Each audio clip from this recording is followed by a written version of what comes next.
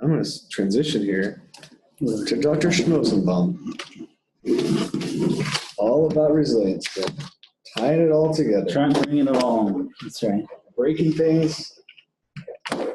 Okay, this is sort of an overview of resiliency. I don't know if I put too much in, and if I have, we can divide some of it up. Okay, so resiliency, it has a lot of different meanings, and it has other related things that go along with it. Mental toughness is one that is often used as a synonym for resiliency, but it's slightly different. It's more the ability to perform at one's best, to train hard, to set and achieve goals, and to overcome adversity. It's a term that was taken from athletics. And to have resiliency, you need a little bit of mental toughness also. It's sort of one of the components. And then there's grit, which is very similar to resiliency and mental toughness. So despite this picture of John Wayne and True Grit, the term mostly is used in childhood education for study. Why do some kids graduate and others don't? And one of the big differences is grit. That sort of ability to overcome and fight through adversity, to set and achieve goals despite difficulty. So it's very similar to resiliency and mental toughness. So then resiliency is sort of a bigger category and encompasses those. It's the ability to bounce back, to overcome setbacks and return to high functioning. Just like a ball is resilient. You squeeze it and then it comes right back and it retains its shape. It retains its integrity. And that's what resiliency is. Okay, so response to stress. Everybody has their own individual responses to stress. This is sort of exactly what I was just saying with you, is that if stress is gonna hit you from the outside, you're gonna have to have some kind of response. It's impossible not to. So there are different ways to respond to different levels of stress, and each person is different. So if I'm under stress, which is just not overwhelming, it can be positive. You get going, your heart rate is going, you're more focused, it can be very, it can actually feel good to be in that. That's why people go on roller coasters and whatnot. So that's kind of positive stress, and positive stress can come in planning a party or taking a roller coaster ride or just doing your job day to day. A lot of officers just love it.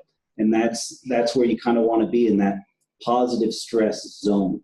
And then as your response or the stress gets more and more, you can start to have more severe stress responses, sort of that are not fun anymore. Like you're on the roller coaster, 3 people are having fun and one is like crying.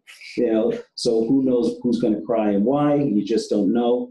And so it becomes a little more difficult. And then anybody put up against enough stress for enough time is going to have a really tough reaction, because it's like getting an injury. It is getting an injury.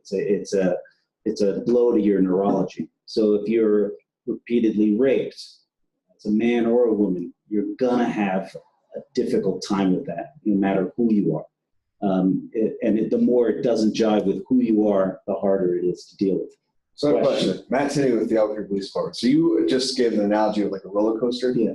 And I think of like law enforcement, like sometimes we really crave that adrenaline. Yeah. Is adrenaline associated with stress? Because I think of like a roller coaster as adrenaline. Yeah, but that's a great question. Thank you, Matt. So adrenaline is that sets off that fight or flight feeling. So adrenaline is released when you're under a stressful situation, like a lion coming to eat you. If you're just totally chill, you're going to get eaten. And if you get the stress response, you can run away and save your life. But if you're on a roller coaster, you're not going to get eaten. So you get the adrenaline response automatically, and it's fun. So I want to just recap what you just said. If I'm confronted by a lion, as long as I'm stressed, I will survive and be able to run away. More likely to survive. Yeah. I want a definition, because I'm about to make our zoo a petting zoo with this recommendation. That's happening. Okay. How do I switch? So here's an example of, this is a classic experiment. Why they use dogs, it's so grim. So what they would do is they would take dogs and they would shock them, and they had a way to escape, jumping over a barrier or finding a way out. And the dogs that got shocked and were able to get away, even if it took a lot of effort, were able to live normal doggy lives, so to speak. But then they took another set of dogs and they didn't really give them escape routes, or they gave them very, very infrequently, but they kept shocking them. And then eventually the dogs just gave up. So that's an extreme example of what's called learned helplessness. This is a real picture from that experiment, isn't it? Probably. Because people don't realize that beagles are probably one of the largest dogs that are studied. They're used in everything. Sad, right? Yeah. I don't want the learned helplessness dog. So this is just a good book that we might start giving out to cadets. It's called Emotional Survival for Law Enforcement. It's brief. It's written by a police officer. I think he was also a SWAT commander or something. And it's very good. And it sort of lays out a lot of the problems that people feel and have in police work. You can read it probably in one evening. So, and these are the suggestions from this book. So you want to have a wider definition of self. So one of the things that he outlines in this book is that officers have a tendency to hang out with other officers and talk about police work, and their sense of self and their whole social network becomes police work. And that's okay when things are going okay, but inevitably things get shitty, right? And you lose your overtime pay, or you get reassigned, or you don't get along with your coworker. It's just inevitable. And if that's your whole world, you don't have a lot of legs to stand on because you have just that one leg. So other things that he recommends are time management, goal setting, and we'll get into more of those specific things. And then another one that was interesting was rational spending. So officers, he says, have a tendency to make very big ticket purchases. Like the example he used was a boat or a motorcycle or something, and they're usually things. And so the problem with that is you get that new shiny thing, and now you have a debt on it for the next 20 years. You start doing more overtime to cover your debts, and now you're more unhappy. And so that one little jolt of happiness you got from making that purchase didn't last very long. So exercise is an obvious one, and avoiding negative thinking and victim mentality. This author says that a lot of officers, not a lot, some officers will get into a point where the department's out to screw me, the media's out to screw me, everybody's out to fuck me over, and they start to feel like victims and act like victims. I think these are minority, but this happens in officers. So one of the things he suggests, which I agree on, is taking control of what you can control.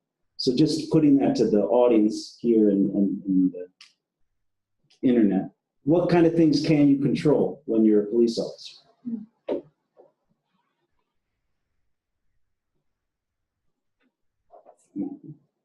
I was waiting for the chats. Well, so I control who I plant weapons on. Well, I know, like in the field, I saw a lot of people really focus on their uniform.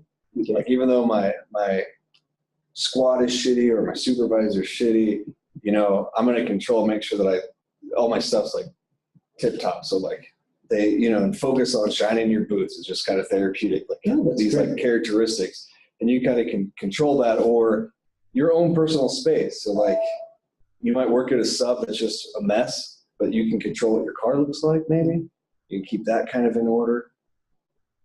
No, I think those are great examples. And the first one you gave was about integrity. You control your integrity. You control your meaning in work. You control your ethics. And those are the sort of things that people can't take away from you. And so those are your sort of guiding lights. And the other thing that you didn't answer was you have your whole other life. Right. You have your family, you have your friends, and that you have much, much more control over, because you can see them, you can hang out with them, you can make plans, that you're not going to get transferred to another family. You have a lot of, well, you might. Okay, so this is, I'm sure some people have heard this story, but I'll recap it quickly. It's the story of supposed to be a Cherokee boy goes to his grandfather and says, grandfather, I've been having this dream and these visions of two wolves trying to control me, trying to take over my life, and one of them is on the left in this picture is sort of very mean and angry and reactive, and they want to burn the whole world to the ground and just rip everything to shreds. and the other one is kind and loving and supportive and wants to, nurture and help the pack survive. And the boy says, which one is going to win, Grandpa? And the grandfather says, whichever one you feed. And so that's the way to sort of think about everything in your life. Whatever you sort of nurture and feed is what's going to happen. And that's true on a neurologic level too. So if you think negative things more often, more negative things are going to happen. So one of the recommendations through all of the things about resiliency, because you get a lot of different recommendations, there's not a good, clear guidance. One of them is positive thinking. And one of those, you can divide positive thinking up into two categories: combat negative and distorted thinking, and then create positive thinking. And we'll look at those each one at a time. So a few examples of distorted thinking. So all or nothing thinking, catastrophizing, and discounting the positive. There's a whole long list, and you can look them up online. There's tons of them, and they give you explanations. And this is the basis for cognitive behavioral therapy. And it works. It's the most well-studied type of therapy, and it's the most effective. So we'll go through a couple of those. So the fundamental idea of cognitive behavioral therapy is don't believe what you think. So let's say you didn't have this reaction, but let's say the person fell and you think, that was my fault. I should have said this. Why didn't I do that? That's sort of, and then you start to believe it. It's okay to have thoughts like that, but you don't have to necessarily believe them. And that's cognitive therapy. It's making an intervention between your thoughts and your beliefs. So if you believe everything you think, you're going to have some troubles. So here's one about catastrophizing. So catastrophizing means something bad happens and you think that's the end of everything. So you get a warning on your computer, you think, oh my God, I just lost my 5 hours of work, I'm going to fail and I'm not going to succeed, and you're off and running, and you're not thinking logically. You're not thinking, I just got a warning and I'm going to figure this out. Or it could be a warning from a supervisor, hey, we got a complaint and it's no big deal, don't worry about it, but I had to tell you. You leave, and then you either don't think about it again, or, oh my God, this is it, this is the end, they're out to get me, they're trying to lay a line of paperwork to fuck me over and move me out or fire me. That's catastrophic thinking. And black and white is another one. And these are things everybody does, and these are ones to avoid. So black and white thinking could be, someone says something to you that you don't like, hey, it's my turn to do this or that, and you get upset and you think, that guy's totally out to get me. It's all sort of, that person is all bad, and then the other person is all good, and there's no sort of sense of gray. So, maybe that person was being mean to me because they're having a hard day at home, or maybe they're going through a divorce, or maybe their boss is being mad at them and the shit's rolling downhill. That's sort of gray thinking. Black and white is that person sucks and they're out to get me, and that's all there is to it. Another example is discounting the positives. So let's say you're on a call, let's say the jumper call that you were just on, the elevated suicide call. Discounting the positive would be, everything I did didn't work. It was a failure. What happened? Why didn't it? But all the positive things that everybody's telling you, like you did the right thing, you were up against a very difficult situation, you said all the right things, nobody could have done it better. Oh yeah, but that's not true. I could have done better. So you're discounting all the positive things. You are not. I'm saying one could. Yeah. One could do that. So the example they use here is someone graduates and gets a master's degree, and they're like, anybody can get a master's degree. That's not a big deal. So positive thinking is sort of the flip side of overcoming negative thinking. So it's not just, the world is wonderful and I'm wonderful and everything's going to be great. That's sort of skipping through the meadow and putting on blinders. Positive thinking is optimistic and realistic. So one of the same guy who did the dog experiments, he came up with a thing called positive psychology, which is one of the biggest movements in psychology in the last probably 50 years. And it's very good. And one of the recommendations they make is, and athletes do this who have great success, and politicians, if you listen to the way they speak, they look at setbacks as caused by fixable temporary things. Okay, this time it didn't work out, but I know why it didn't, and I know what I could do differently. And they're not pervasive. It's not about you. And then when good things happen, wow, I'm really good at this. I did this. I'm the one who made it happen. I have good character. This is a permanent situation. I've set up a situation that's going to work forever. That it sounds kind of egotistical, but it works, and it does make people feel better. And the other idea is to work from your strengths. People are so focused on their weaknesses. And another example, you go to the gym, and I'm going to work on, this one part of my body that's not strong, but, you can also work from your strengths. So if you're really good at communicating, go into a field or go into CIT where communication is very valuable. So work from your strengths. And then failures are chances to learn and improve. So those are all positive thinking. So I've missed more, this is Michael Jordan speaking, I've missed more than 9,000 shots in my career. I've lost almost 300 games. 26 times I was trusted to take the game-winning shot and miss. I failed over and over and again in my life, and that's why I succeed. So that's sort of resilience in a nutshell. It helps also to be one of the best athletes ever.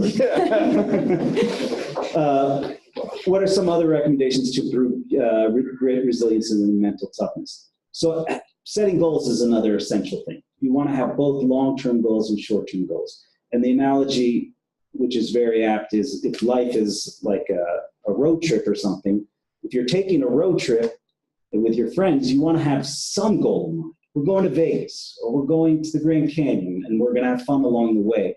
Or even if you're just planning kind of a random trip, you always pick goals. If you don't have a goal, you get in the car and you're like, where the hell are we going? This isn't fun. You're just wandering aimlessly and have nothing to look forward to, nothing to work towards. So setting goals both long-term, like tonight I want to drive to this part, and in 3 weeks I want to be to California.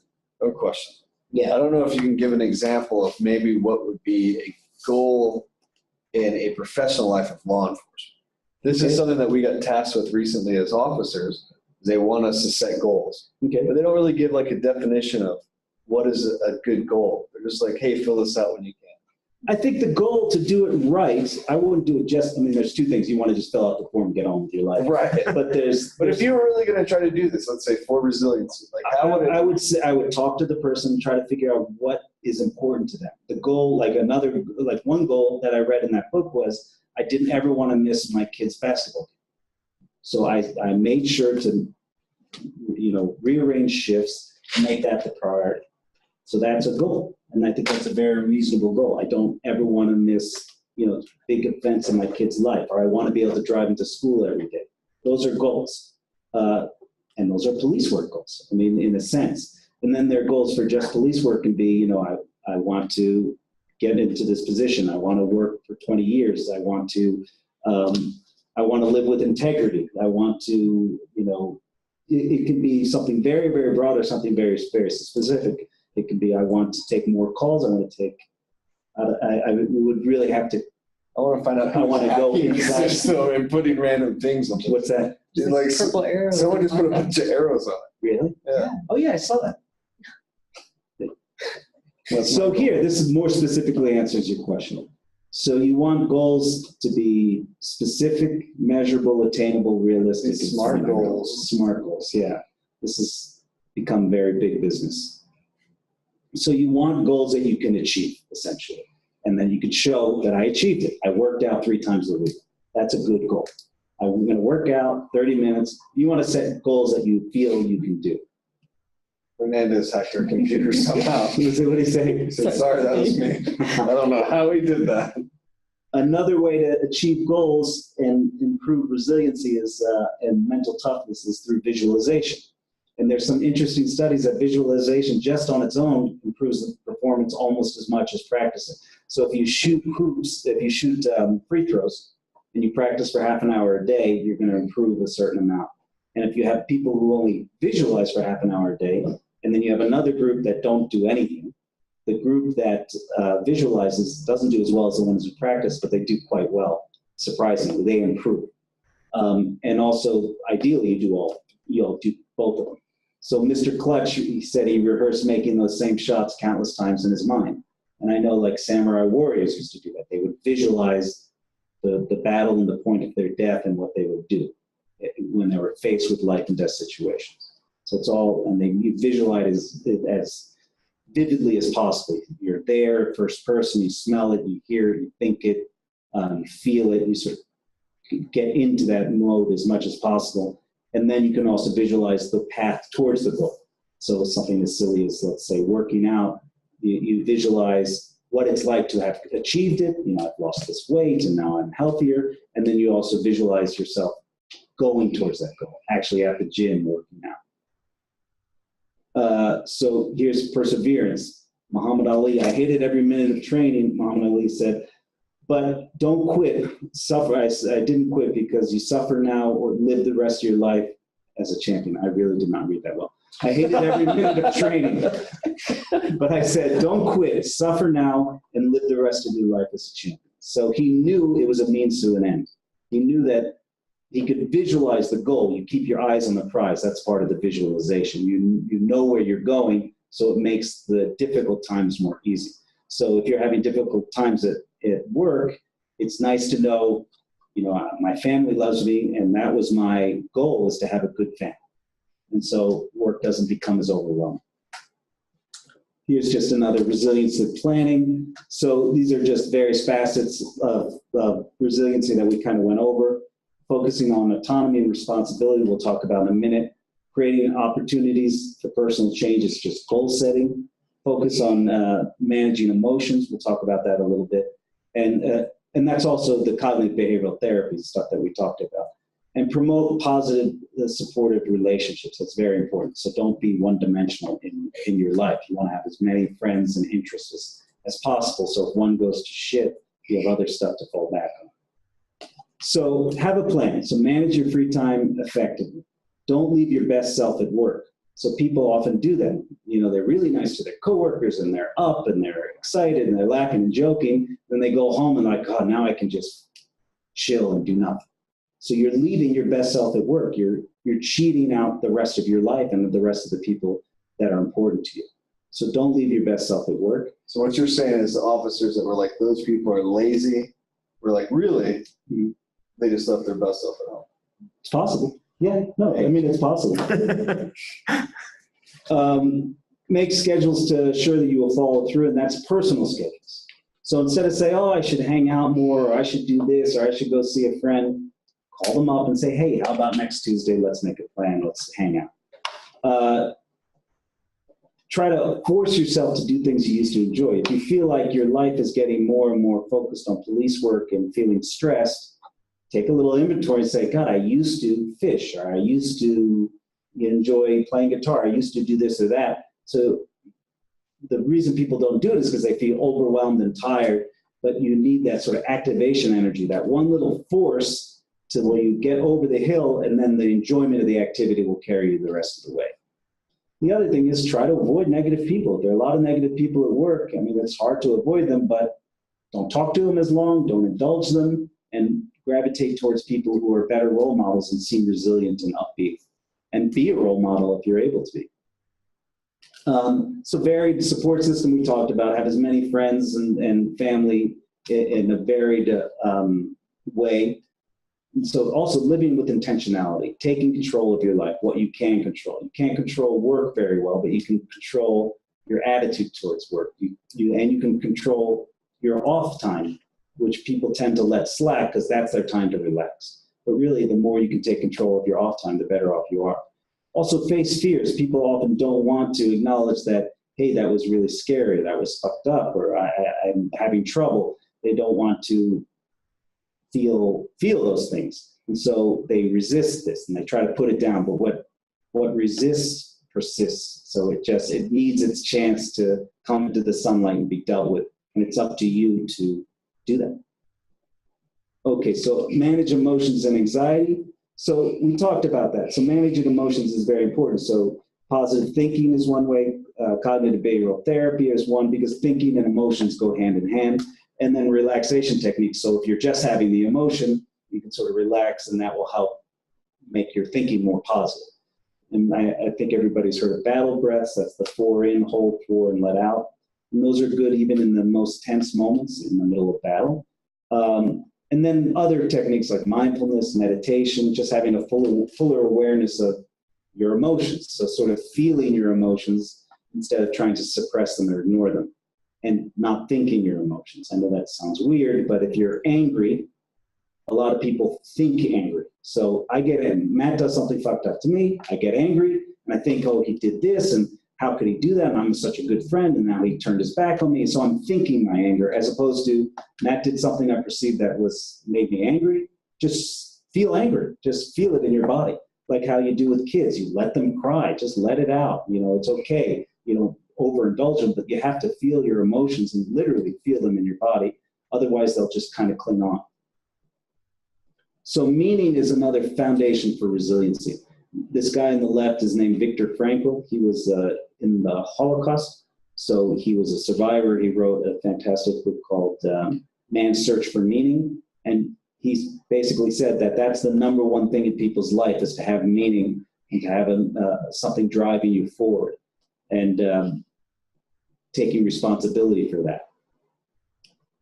So here's a quote, which I did not put in quotes, but it's a direct quote from him. And I'll read it slowly. Between stimulus and response, there is a space. In that space is our power to choose our response. In our response lies our growth and our freedom.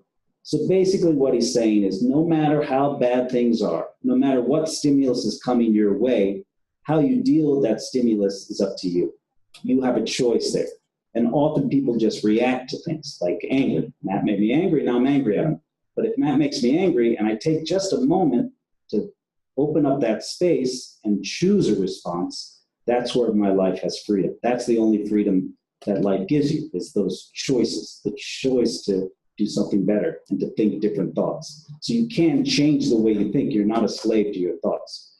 And so these choices should be led by ethics, accountability, principles, integrity, values. And these are the things that no one, under any circumstances, can take away from you unless you give it. So no matter how tough your life is, and no matter how crappy it is, you're a Holocaust victim, you have no control over anything, not even your life or when you go to the bathroom or if you eat, you still have these kind of things as guiding principles. You have meaning. So take control. This is another quote from the same, from Viktor Frankl. Everything can be taken from a man, but one thing, the last of human freedoms, to choose one's attitude in any given set of circumstances, to choose one's own way. And then Winston Churchill says, the price of greatness is responsibility. So again, it's those choices you make. So then ask yourself, and use your own words, what do you actually do, I'm talking to the audience here, to assure you'll keep a well-rounded life and combat stress of the job? What have you done in this last week to keep old friendships and networks healthy? What time have you invested in them? What were the obstacles to doing this if you were unable to invest in those relationships? So those are questions just to ask yourself. There's plenty of questions, and I'll go through them. Do you make efforts to manage your free time with an actual schedule? Do you make sure you plan and follow through on plans even if you're tired? Do you make and keep commitments to friends and family outside of work? Do you still do hobbies as often as you used to that you enjoy? Do you tend to overspend? Do you have a financial plan? Do you feel you have grit, resiliency, mental toughness? Do you take control and responsibility for your life? What can you do today to improve these things in your life? Are you driven by meaning, ethics, and values? And are you as driven as you used to be? Has it changed? Has it become more or less since you became a police officer? That's it. The number on the top, what was it? That's behavioral sciences section. Can you read it out loud with you on the phone? 764-6000. It's actually, that's wrong. Thank you. That's not I wonder great. who created this PowerPoint. That's not great. Any questions or thoughts or comments? Anybody? Hernandez, are you hacking this again with arrows here? That is Nils' cell phone if you guys want to drunk text him. I appreciate that. It's 1600. And so that... Wait, it happened. It's 764-1600, not 6000.